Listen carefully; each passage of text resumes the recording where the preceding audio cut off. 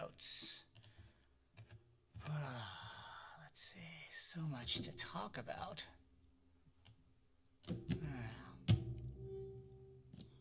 All right.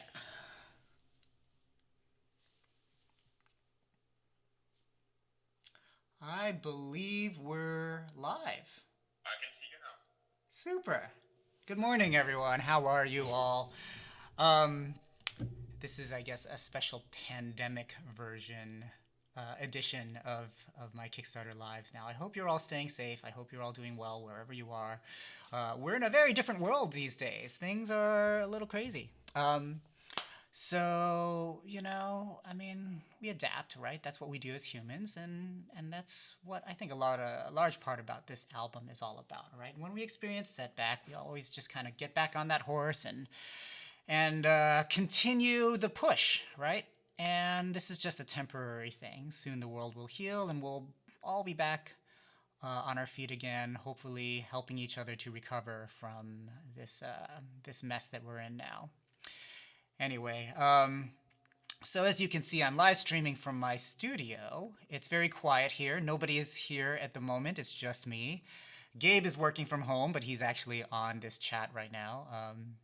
So he can say hi via the text messaging feature. As you can see in the background, this is my mostly completed studio. This is the live room down here, meaning this is the room where I'll be recording a lot of my future projects, the projects that will fit in this room.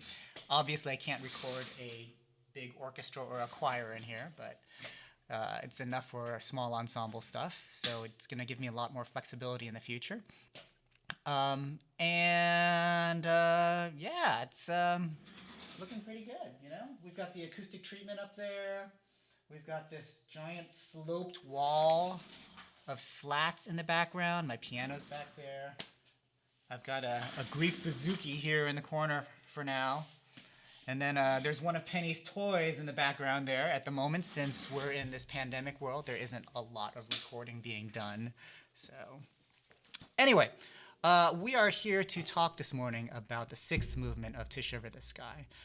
It's called To the Stars, and it's a setting of texts by Jules Verne. And this is a movement that Gabe helped out quite a bit with, actually. It's sung in French, obviously, and Gabe helped quite a bit with sourcing the texts and sort of editing them down so that they made good lyrics for this movement. Let me show you some of these texts here. If you can see my screen, he found all of these texts from Jules Verne's writing, right? Let's see here. On va aller à la lune, on ira aux planètes, on ira aux étoiles. Basically, Jules Verne, he was a late 19th century science fiction writer. And he was one of the first, I think, to really sort of like capture the public's imagination about the possibilities of space flight, right?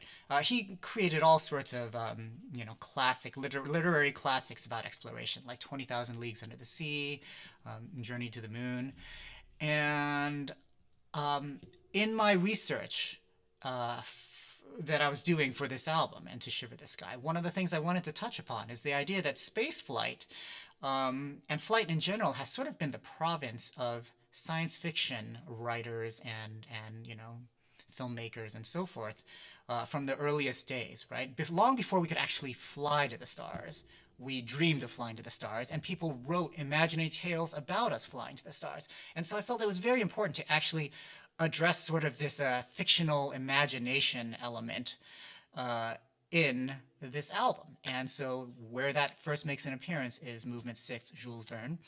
And you'll also hear it come back again in the very climactic finale of the album, which is a setting of JFK's We Choose to Go to the Moon speech. But that is prefaced by this movement, Movement 6. So, Jules Verne.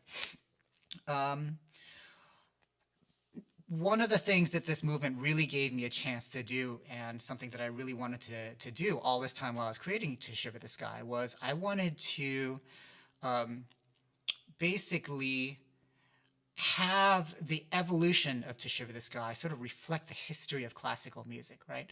And so, the earliest movements, for example, movement two, which I'm now calling the Heavenly Kingdom, it's based on Hildegard von Bingen texts, so it sounds very medieval. And then the third movement is based on the tale of Daedalus and Icarus, which was popularized during the Renaissance, so there's some Renaissance influence there.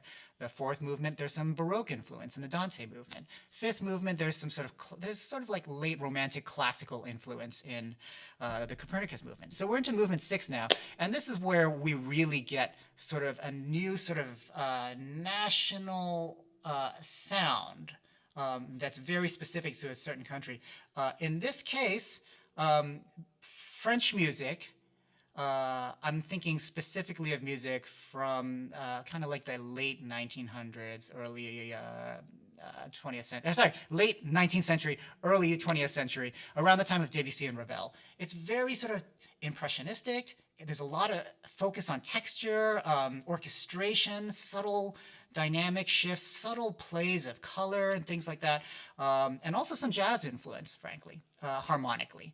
So what I wanted to do with this particular movement is play with all of that and really start telling the story of this multinational endeavor to reach the stars through orchestration as well. So this is the first movement where I really, really get to do that. Let's see. Can I move my notes app to the left a little? Oh yes, of course. Okay, so here's how I take notes on things, basically. My ideas for To the Stars, right? Just a rough idea dump for the most part, but often late at night I'll just sort of think about things and think, oh, okay, let's do this. Let's do something with warm arco strings and then light flutes above that. Let's, these types of chord changes. This is the document where I just throw all of my ideas, mostly in text form. And this is also the document where I sort of reference the text that I'm working with. So I'm, for example, using this line here, On va aller à la lune, on ira aux planètes, on ira aux étoiles, which means we will go to the moon, we will go to the planets, we will go to the stars. Down here, there's this block of text here. On établira prochainement des trains de projectiles dans lesquels se fera commodément le voyage de la Terre à la Lune. Soon we will create trains made of rocket to easily travel from the Earth to the Moon. There won't be any turbulence or glitches. These are all phrases, these are all sentences that I used in this movement. And this one in particular defined a lot of the sound. It goes, L'homme a commencé par voyager à quatre pattes, puis un beau jour sur deux pieds, puis en charrette, puis en coche, puis en patache, puis en diligence, puis en chemin de fer, et bien, le projectile et la voiture de l'avenir, and so forth.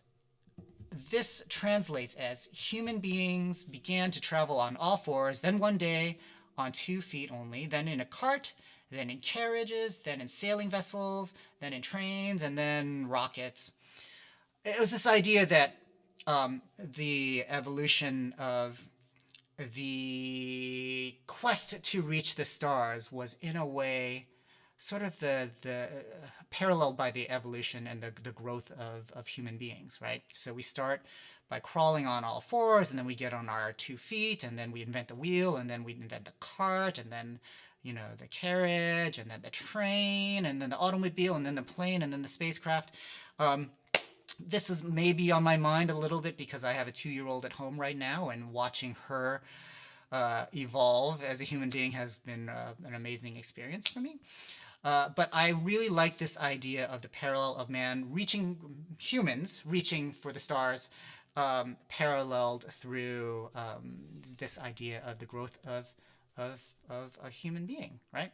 And so the way I captured this, which you will hear on the final album, is I decided to record this piece starting out with a young girls choir, and the young girls sing like the first half of the piece, and then midway through it actually switches over to an adult choir, first with the women and then with the men, and then at the very end again the young girls come back, and we had a great session at Abbey Road recording a girls chorus from Pembroke College, Cambridge.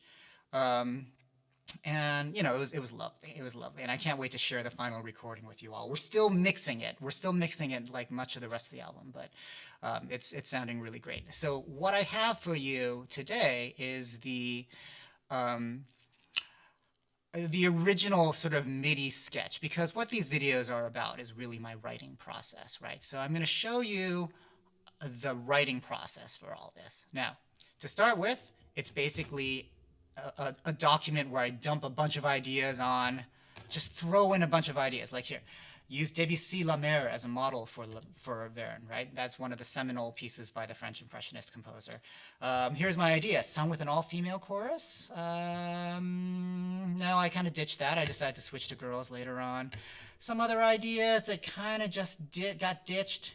Should be magical and fun, flighty and fast. Yeah, actually, I kind of did that. Maybe slightly comedic, circusy. No, kind of didn't do that. Can be kind of chromatic, maybe. Yeah, no, I sort of saved that for later, actually. Anyway, I am going to play you the piece now, at least the mock-up of it, and then you can kind of hear what I've done, and we'll talk about it. So let's start here. All right, now, this is just a mock-up. These are all just samples. And the vocals are actually recorded on this piano part here. So you'll hear the vocals, they'll sound like this.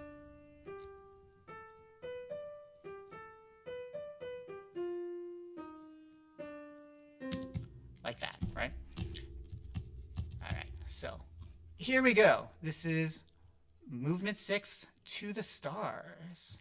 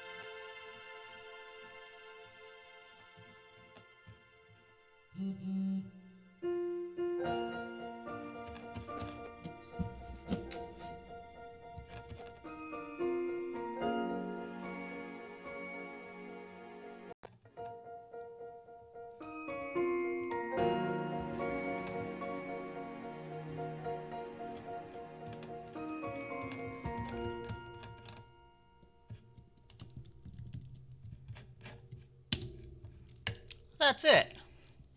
That's the piece. So, sorry about the technical hiccups there. Without Gabe here at the studio, I am lost. I will tell you that. So, it's very French. Here's the score. Let me show you around. Conductor score. Okay, let's see here. A lot going on, a lot going on. So, this is basically a representation of what I'm looking at on the platform, not the platform, podium. What am I saying? So one of the fun things I've been doing is as we get into the movements that take place in places like France and Germany, I've actually been putting in tempo directions in French and German. It's kind of fun. Gabe helped me with this one. Dynamic and futuristic in the spirit of the end of the 19th century. I know that's a little bit indulgent. Most musicians just need to know quarter equals 220, really. But I thought it was fun, and so I did it. Here we go. The brass has much more extended use of mutes in this movement.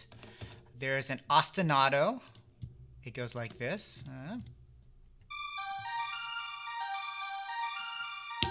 That's kind of a recurring theme.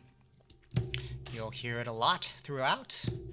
Let's see. There's a bit of a spirit of, I don't know, like nobleness and optimism and just sort of freshness and fun. And let's see. Gabe likes to think of it as kind of Berlioz-esque, actually, which I think is accurate. Okay, so what can I show you about this? All right, French orchestration is all about color and texture, just delicate filigree, a lot of tremolos in the strings. Here we go. So let me play you, let's play you some stuff. Let's just start from the top, actually. So from the beginning it goes...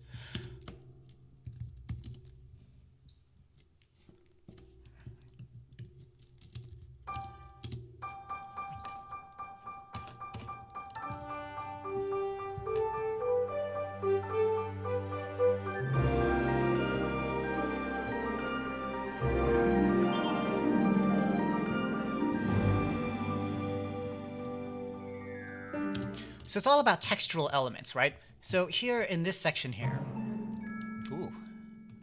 this section here, bar 11, whenever I could, I put in lots of little chromatic counterpoints. So let's look at the strings here. Let's see here.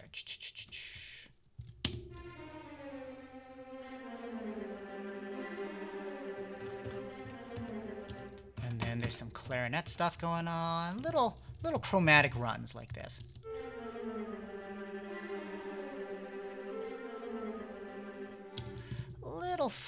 Just movement, you know? That's a lot of what I think makes sort of this impressionistic textural sound, right? And you can see it in here, the score, right? There's a lot of tremolos, too, right? Very light tremolos.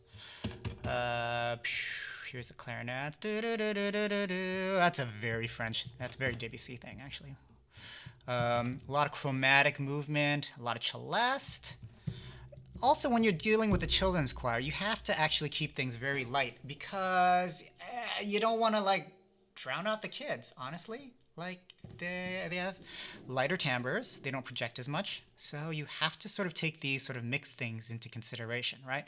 Also, when you're writing for orchestra and voice, if you've got like a lighter voice, like a children's choir, generally speaking, you try to keep the register around where they're singing clear, right? So you can see here the strings are playing this part.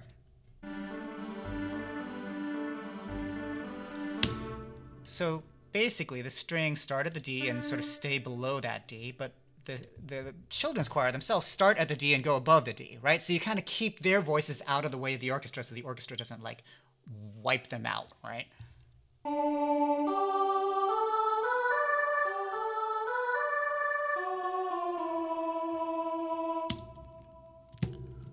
So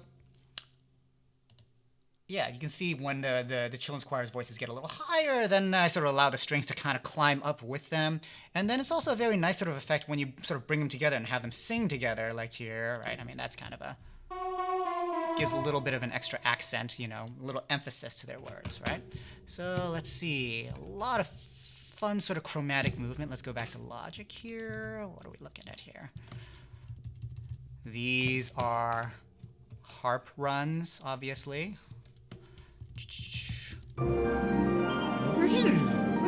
It's like Fantasy Island, right? There's an old 70s TV show that was, God, I'm showing my age here. It's you know, kind of this sort of swirly magical world that we're in a little bit, kind of Harry Potter-ish. Anyway, a lot of chromatic movement.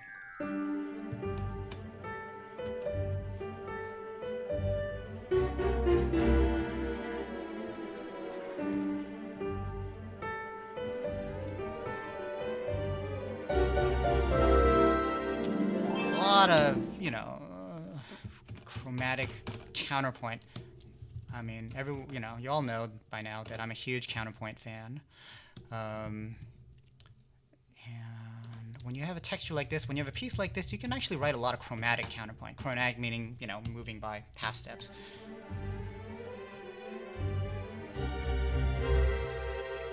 Yeah. Anyway, so what else can I show you? What else can I show you about this?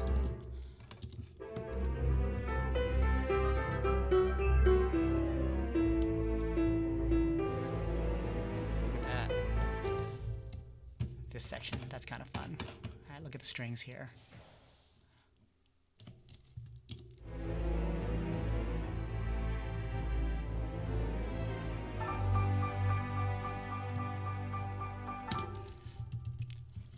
Love stuff like that. All right, what else we got?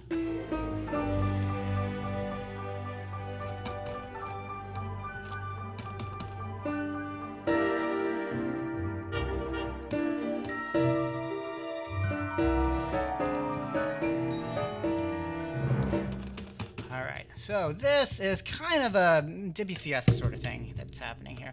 Let me pull up a piano sound. Debussy was kind of novel in that he had no problem embracing parallel movement. And when I say that, that's a music theory term, meaning like when you, gosh, how do I do this?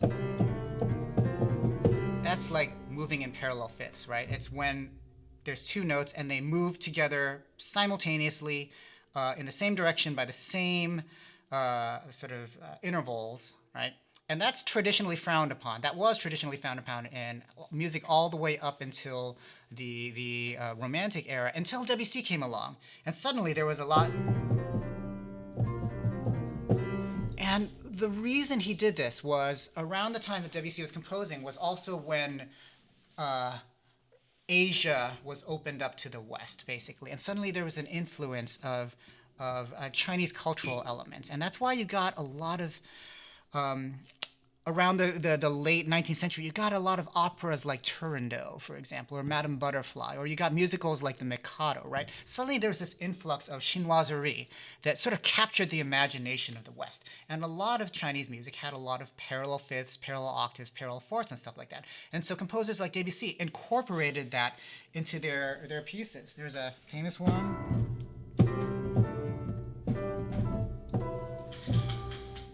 Pedal's not working for some reason, but that one's called The Sunken Cathedral. It's like it's a Debussy piano piece. So one of the things that he really brought to Western classical music is this embrace of parallel movements. So in this section here,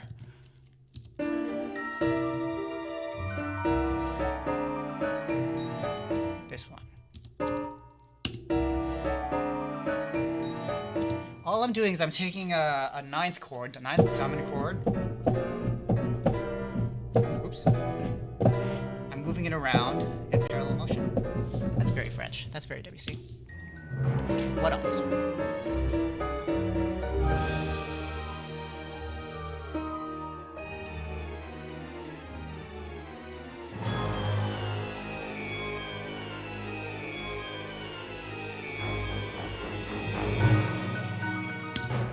So, again, a lot of parallel movement here. You can see all that.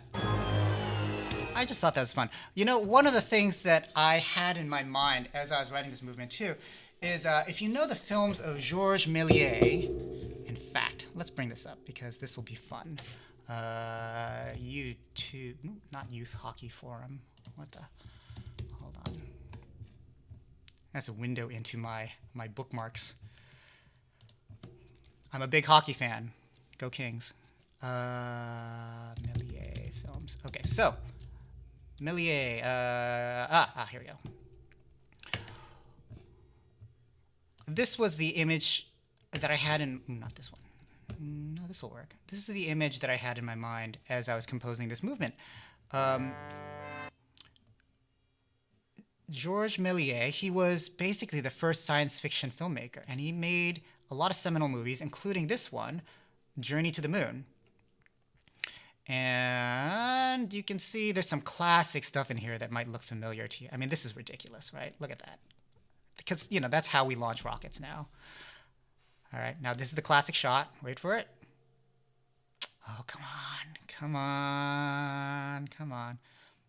But interestingly, this image here, this was actually on my mind too a little bit, and I'll show you later on in the piece where that comes in. All right, come on, launch your stupid rocket. Come on, go, do it. Boom.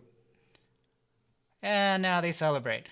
Okay, here we go. Here's the classic shot. Da-da-da-da-da. Okay, science fiction, right? This is 1902. Pretty good for 1902, right? Oh, all right. Anyway, classic silent movie. This sort of zaniness was on my mind when I was writing this piece. So that's why you have things like, it's just kind of like a weird zany quality to it. You can even sort of play the film in the background. And if you speed it up to 2x speed, kind of get a sense of the vibe I was going for.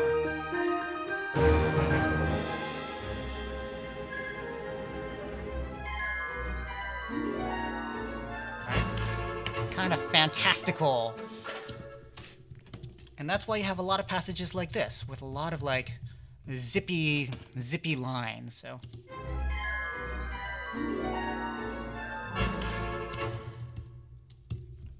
now passages like this are straight up out of the Debussy playbook. And I wanted to, you know, that was intentional, right? I want to sort of evoke the sound of that era. These are lines that are passed back and forth between violins and woodwinds, really. Let's find them in the score. They kind of look like... Okay, so look, the first violins, they Debussy, right? So the half of the violins go da-da-da-da, and when they hit the top note, the other half go and then you have these little runs in the celeste going down while that's happening. Yeah, there's a lot going on here. All right. Anyway, fun stuff. What else we got?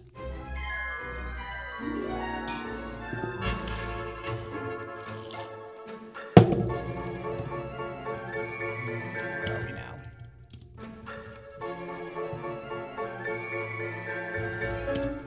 I imagine passages like these to be sort of little transitional moments where, I don't know, you imagine like the spacecraft barreling through a wormhole or something. You see sort of like the swirling around it. You know, anytime like the Starship Enterprise enters a wormhole, you see sort of like the light sort of whooshing by, you know. That's how I imagine this. Kind of a sort of early 20th century, late 19th century version of the spacecraft flying through the wormhole and what people in 1902 would have thought that sounded like. Something like this. Anyway, this movement was a lot of fun to write because of these sorts of things, because I could just sort of have pictorial elements in my mind and just kind of come up with a weird historical referential sound to accompany them. Let's see, what do we have next?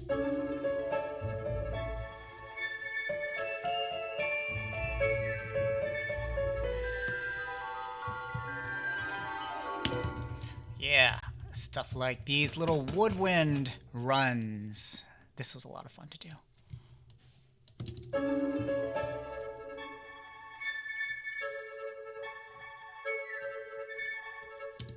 Very tricky to play, by the way.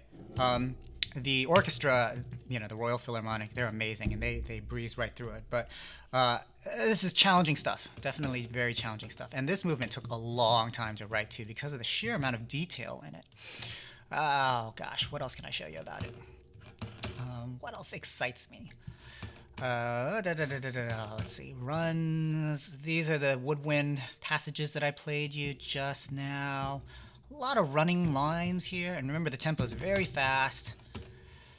Cross rhythms. Against 3/4, so that sounds kind of like this. Let's mute that.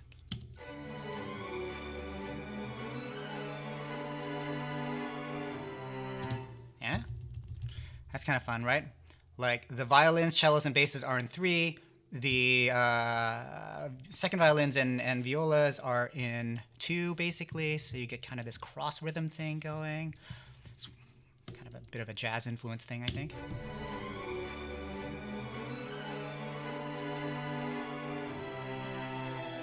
Yep. All right. What else we got here?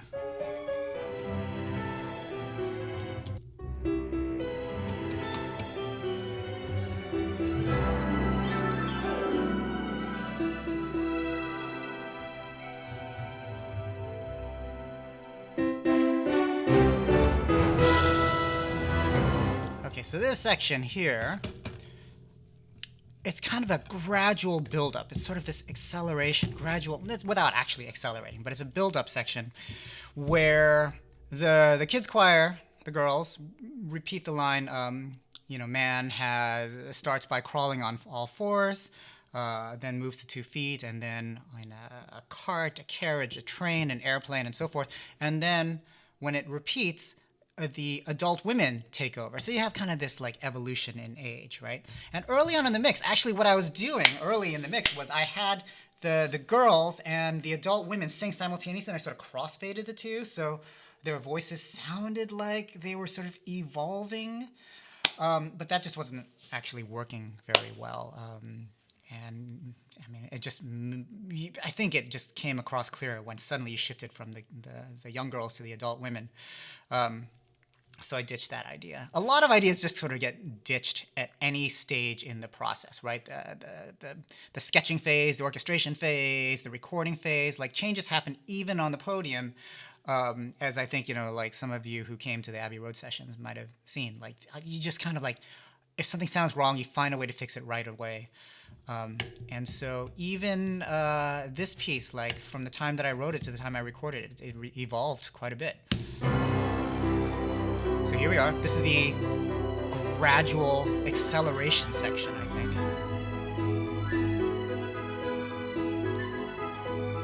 It just gets busier and busier. But there's this idea of velocity, right? And energy.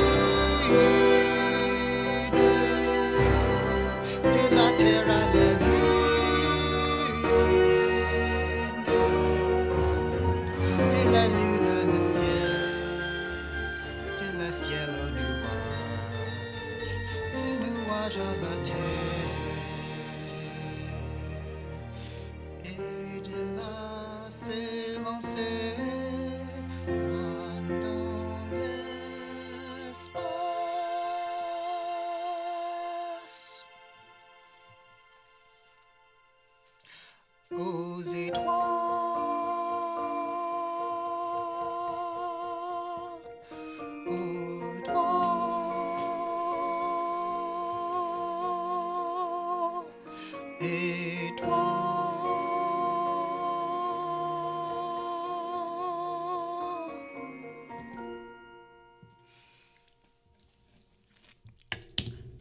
So that's why I don't sing on my own albums. But anyway, let me talk you through what I was just singing there. So we have this section here, right, where we're talking about we're listing basically actually all the modes of transport at this point. Gosh, let me see if I can find the lyrics to this. Basically, this is where Gabe and I took some very creative liberties. Like Jules Verne, he did not list off all of the actual modes of transport. Oh wait, you know what? We got in the score here. Here's what we did. Or, you know what? Actually, if I can find this, it's actually pretty fun. Gosh, where is it? Where is it? Give me just a second here, guys. Apologies for this. Okay, maybe not. All right, let's just find it in the score. Okay. Here we go. Here's the score.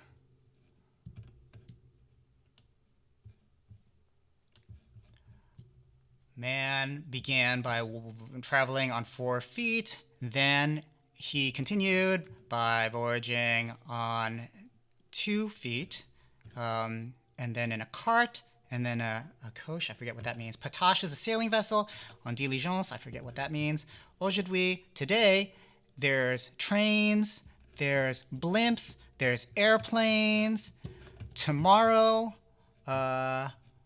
he will construct plein de fusée. Oh, Gabe, if you could tell us what plein de fusée means, that'd be great. In which he will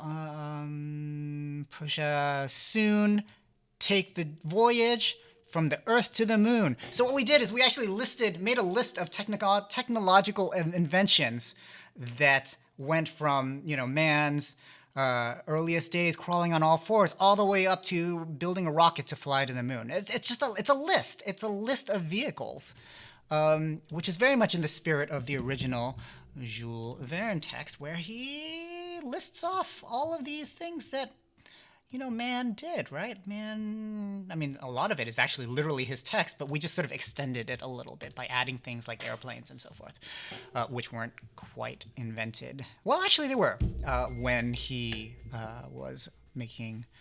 He was what, 1840 or so. Plein de fusée, lots of rockets. Yeah. Anyway, so. De la terre à la lune, from the earth to the moon. De la terre à la lune, de la lune vers les cieux. So this is from the moon to the sky. Et des cieux aux nuages, from the sky to the clouds. De nuages à la terre, from the clouds to the earth. So what we've actually done here now is we've listed from from the moon to the sky, from the sky to the clouds, from the clouds to the earth. Basically, we've described, the atmosphere, basically. And we mirrored that with a descending line. Right? It all just kind of like descends along with our descent through the stratosphere and atmosphere and back down to earth. And then when we get to this line, et de là c'est lancé, and from there we will launch ourselves loin dans l'espace, far into the sky. So again, the melodic line sort of follows the words, right? First, the words describe a descent through the sky, and then secondly, the words describe launching ourselves back into space. And then we end with the kids going aux étoiles, to the stars. Aux étoiles, aux étoiles, 3 times, right? And there's a little motif here in this final section, which I will reprise later on in the JFK movement. Here's the very end.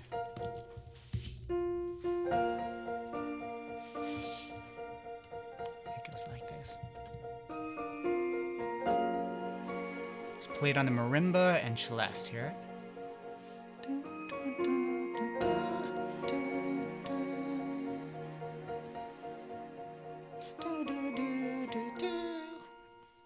Excuse me. That's a motif you'll hear later. The one other thing I wanted to point out in this piece is actually there's this section.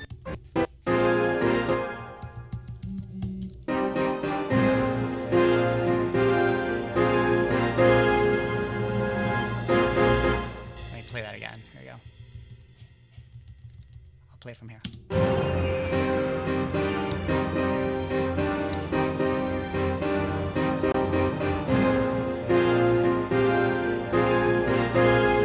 This is where I had that image in mind.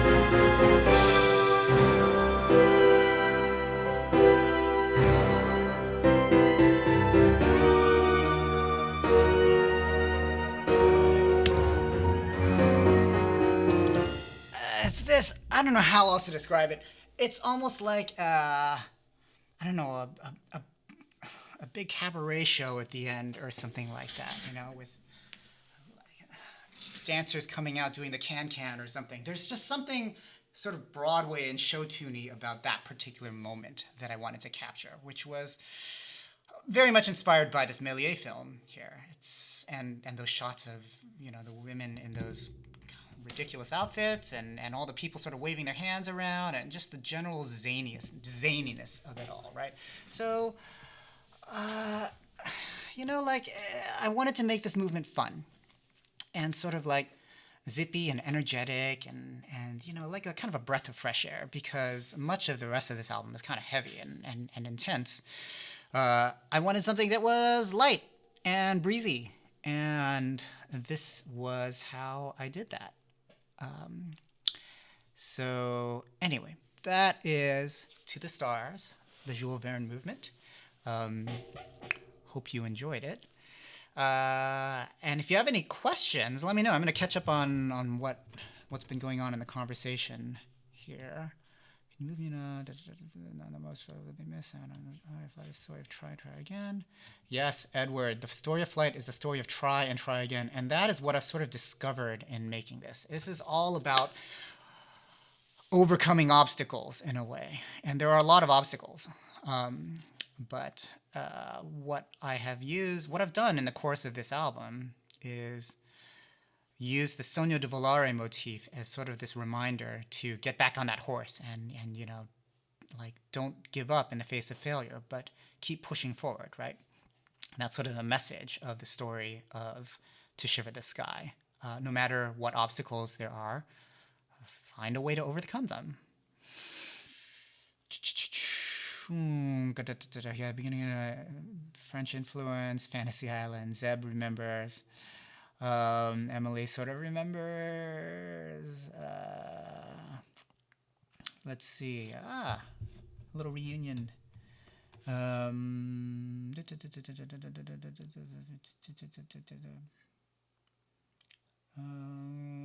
Okay, super. All right.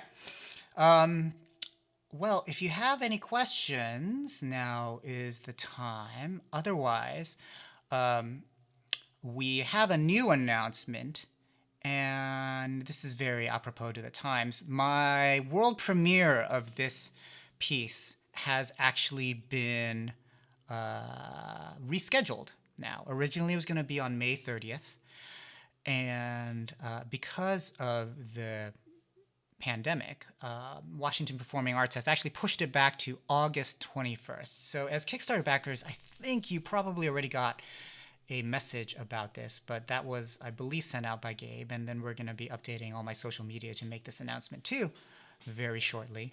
It's an unfortunate thing, but you know, it's necessary in these times, and we're hoping that the air clears literally by August, so that we can actually put on this concert and launch this album. And you as Kickstarter backers will be getting it in advance, of course. We don't quite know how far in advance yet. I am still mixing. It is a huge album, enormous album, but it's coming along very well. So what other housekeeping things do we need? Let's see, what else? I'm going to be doing more of these live streams to introduce some of the other movements.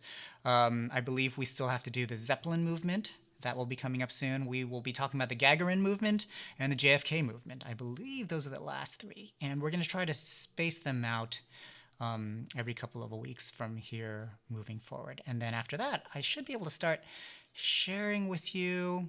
Well, actually, after that, I'll probably have the album to deliver to you. So, anyway, I want to thank you all for tuning in this morning. Let's see. Oh, there's a question from Emily. The tickets are actually all sold out for the live premiere concert. But that said, that was when the live premiere happened on May 30th. So there is a wait list already. I think if you were to sign up for the wait list, there is a fair chance you might be able to get off the wait list and actually be able to attend the concert because, well, the pandemic, right? I don't know how many people will be traveling anymore to go to concerts and live events, and who knows what August is going to be like. So if you're interested in coming, I would actually reach out to Washington Performing Arts and get on the wait list. And hopefully they will open up some more seats. But it's been a pretty high demand concert so far. It actually sold out very quickly because, one, it's free. But two, I think there was just a lot of enthusiasm about it. So, I would reach out to Washington Performing Arts if you're interested in coming. So let's see, anything else? Will there be any videos from the world premiere? I think we're actually working on doing a live stream of the world premiere, actually. That is the hope. But again, with it being rescheduled, everything has been sort of thrown into chaos. And the presenters themselves are trying to honestly figure out how to get through all of this because, as you can imagine, the pandemic has decimated the live music industry. No one is going to concerts. A lot of people are already on the hook for paying to reserve venue spaces that are now shut down. A lot of performers had to cancel their trips. I had my concert at Lincoln Center canceled, actually. And all the singers who were going to fly in from around the world, including places like Slovenia and Australia, they had to cancel their flights and their hotels to New York City at the last minute because of the pandemic. So there's just chaos in the live music world at the moment. And we're hoping that things will rebound.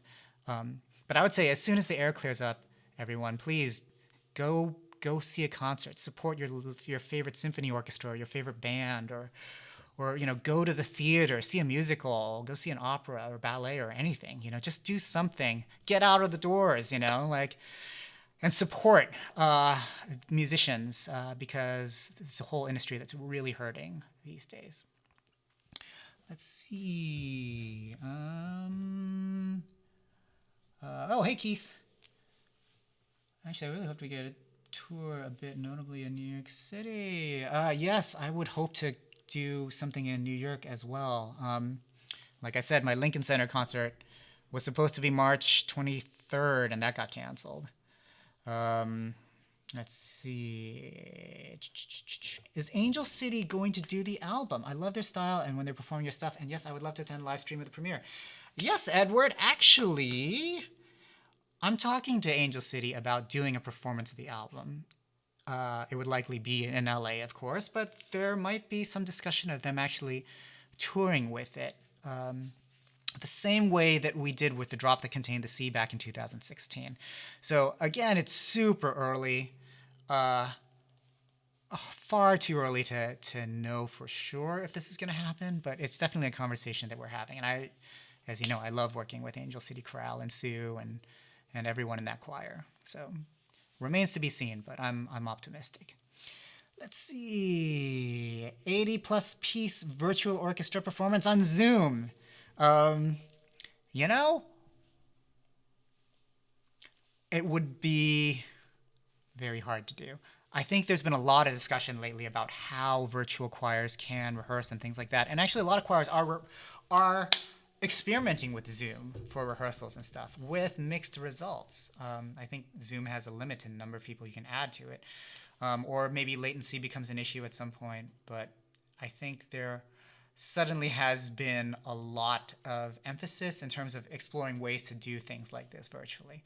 And I mean, I think this is nice because, as we've seen from virtual choir projects like Eric Whitaker's Virtual Choir, for example, these are fun things that really sort of bring the world together. And there are maybe a couple of virtual choir things around my music coming down the pipeline.